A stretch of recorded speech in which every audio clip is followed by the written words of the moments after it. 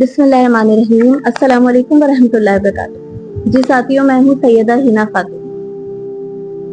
देखें, जब किसी माँ का बच्चा गिर जाता है, उसे चोट लग जाती है, कोई तकलीफ पहुंचती है, कोई डांट दे, उसे किसी ने मारा हो, या फिर खुद माँ ही उसे कोई सजा दे रही हो, उसे डांटा हो, मारा हो, हर सूरत में बच्चा भाग के दौड़ के अपनी माँ के पास आता है, क्योंकि उसे यकीन होता है कि मेरी माँ वो वाहिद हस्ती है जो मुझे अपनी गोद में छुपा लेगी और मुझे प्यार करेगी, और उसकी गोद में आने से मेरे सारे दुख दर्द खत्म हो जाएंगे।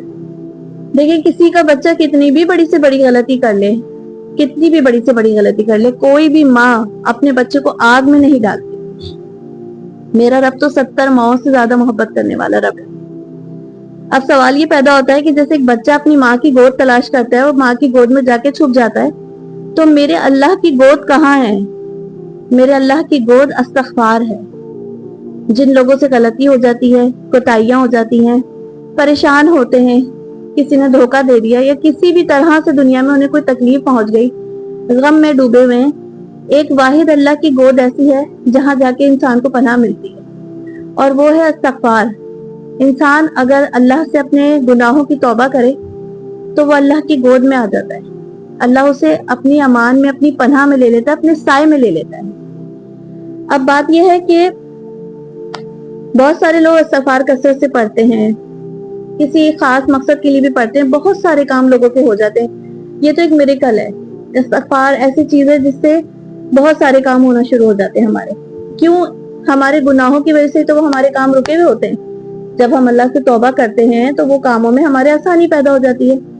अब इस्तग़फ़ार करने की कई सूरतें, जैसे सिर्फ लोग इस्तग़फ़ार पढ़ लेते हैं, अस्तग़फ़िरुल्लाह कह लिया, या अस्तग़फ़िरुल्लाह रब्बी मिन कुल्लि ज़ंबि व अतूबु इलैह, या सुब्हानल्लाह व बिहम्दिही सुब्हानल्लाहिल अज़ीम व बिहम्दिही अस्तग़फ़िरुल्लाह, कि भी किसी भी सूरत में हम इस्तग़फ़ार पढ़ लेते हैं। ठीक, लेकिन जब हम दुआ मांगते हैं अल्लाह ताला से, उस वक्त जब हम हाथ फैला के अल्लाह के हुजूर बैठते हैं और दिल में हमारे अपने गुनाह की नदामत होती है, आंखों में हमारे आंसू होते हैं, ये भी इस्तग़फ़ार है।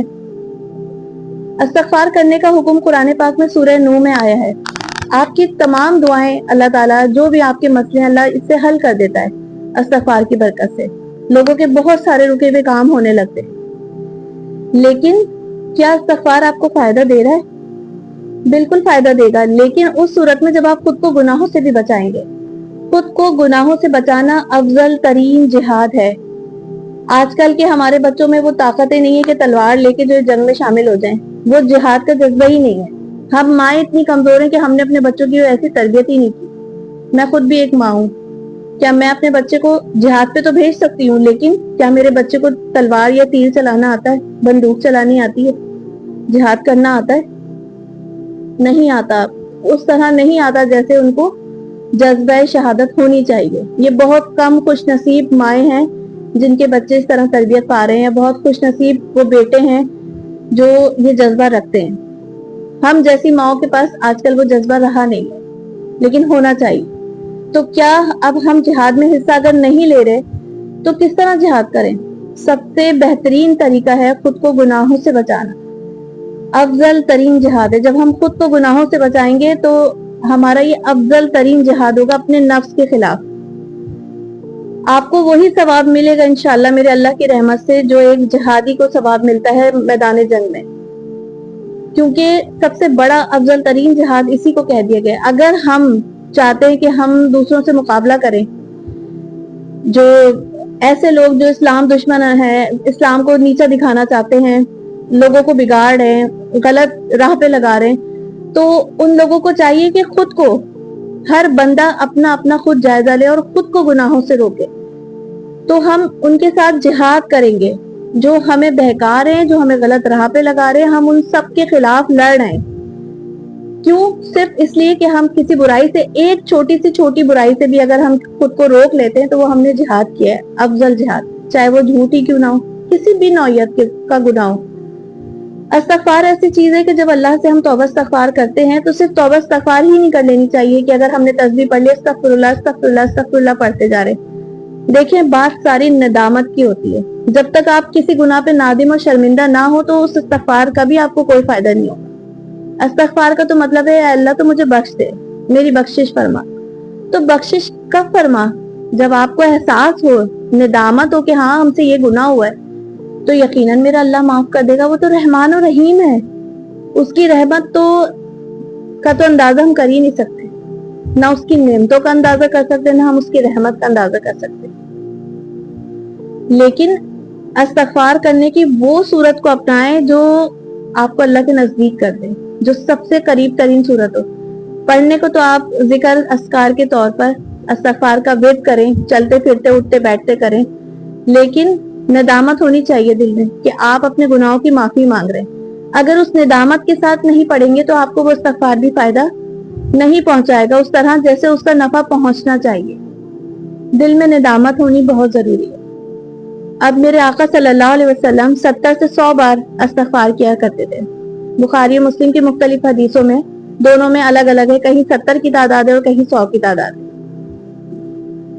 وہ تو معصوم الخطا ہے، پھر ہمیں کتنا استغفار کرنے کی ضرورت ہے. لیکن اگر ہم اللہ کے حضور بیٹھ جائیں ہاتھ پھیلا کے اور اللہ سے ایک بار بھی اگر ہم کہتے ہیں نا اللہ تو میری بخشش فرما دے، مجھ سے یہ گناہ سرزد ہوئے یا میرے اس گناہ کو معاف کر دے. لیکن معافی مانگنے کا مقصد یہ نہیں ہوتا کہ صرف ہمیں معافی مل جائے. معافی مانگنے کا مقصد یہ ہوتا ہے کہ آگے سے ہم وہ گناہ دوبارہ نہ کریں.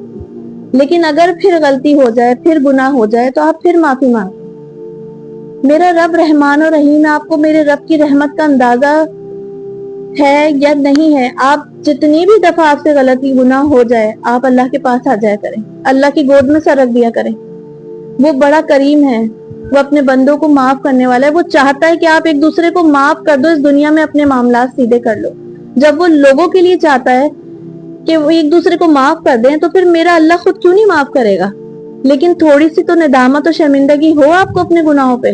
جب آپ بیٹھیں گے ہی نہیں، بس ایک ہمارا مقصد کیا ہے معافی کا، ہمارا فلاں کام ہو جائے، ہم اتنے 1000 دفعہ استغفار پڑھ لیں گے ہمارا فلاں کام ہو جائے. کام تو ویسے بھی اللہ تعالیٰ بنا دے گا، لیکن ہمیشہ صرف اللہ کا ذکر کاموں کے لیے تھوڑی نہ کرتے ہیں کہ اب ہماری یہ کام ہو جائے تو ہم اللہ کا ذکر کر رہے ہیں، ہمارا فلاں کام ہو جائے. ہم نے ہر چیز کو بزنس بنا دیا، ہر چیز کو تجارت کر دیا. لیکن کیا ہم اللہ کی خوشنودی حاصل کرنے کے لیے توبہ نہیں کر سکتے؟ اللہ کو راضی کرنے کے لیے نہیں کر سکتے؟ جب وہ راضی ہو جائے گا، ہمارے گناہ معاف ہونے لگیں گے تو ہماری زندگی میں تو آسانیاں خود بخود آتی رہیں گی. وہ ہمارے راستے سے ایک ایک چیز، ایک ایک کانٹا پتھر، ہر بڑی سے بڑی رکاوٹ کو وہ خود ہی دور کر دے گا. یہ ہمارے گناہ ہی تو ہیں جو ہمارے راہ میں رکاوٹ بن رہے. بعض لوگوں کے دل میں حسد بہت ہوتا ہے، دوسروں کو دیکھ کے بہت حسد ہوتا ہے. وہ حسد ایسا ہوتا ہے کہ چھوٹے سے چھوٹا کام بھی ان کا بن نہیں پاتا. اب دعائیں بھی کر رہے ہیں، تسبیح بھی پڑھ رہے ہیں، استغفار کا بھی ویٹ کر رہے ہیں، اللہ سے معافی بھی مانگ رہے ہیں، لیکن آپ خود کو گناہ سے تو بچا ہی نہیں رہے.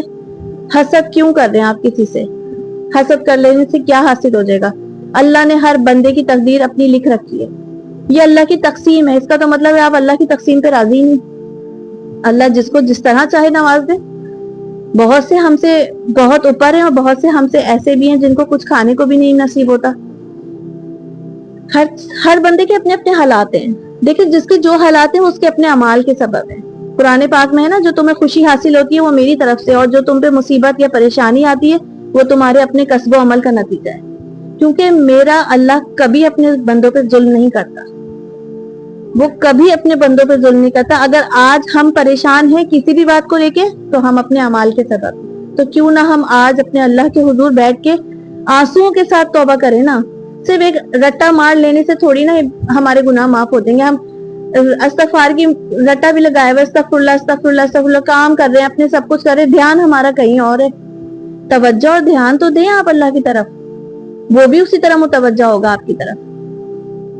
جب آپ اس پہ توجہ دیں گے، اپنے گناہ پہ شرمندہ ہو کے استغفار کریں گے تو آپ کا 100 دفعہ استغفار پڑھنا بھی آپ کو بہت نفع دے گا.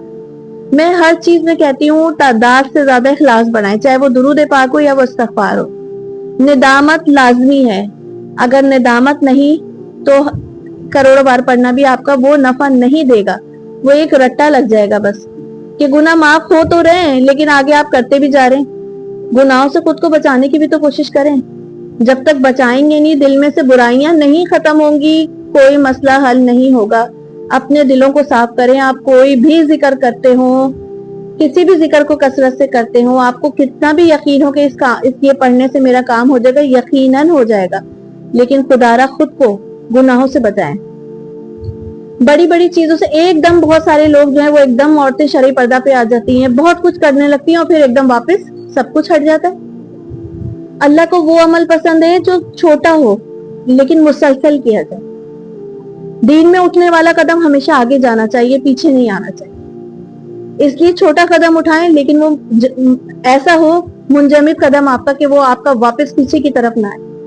ہر خیر کے کام میں آگے بڑھیں, پیچھے مت جائیں. توبہ استغفار کریں, اللہ کے حضور بیٹھیں. آج اگر آپ کسی پریشانی میں ہیں تو اپنے کسب و عمل کے نتیجے میں ہیں, یہ جان لیں, کیونکہ جب یہ بات قرآن پاک میں بتا دی گئی ہے تو 110% یہی بات ہے. ہر شخص اپنے گناہوں کی وجہ سے پریشان ہے.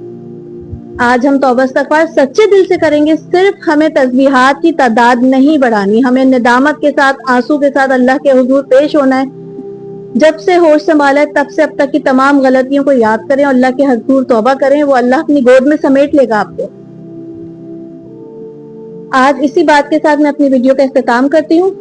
اپنا بہت سارا خیال رکھیے گا, اور آپ سب کے لیے میری ہمیشہ دعا رہے گی, چاہے میں یہ ویڈیوز بناؤں یا میں نہ بناؤں.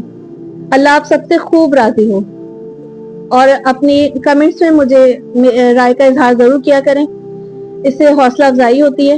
اپنا بہت خیال رکھیے گا. السلام علیکم ورحمۃ اللہ وبرکاتہ.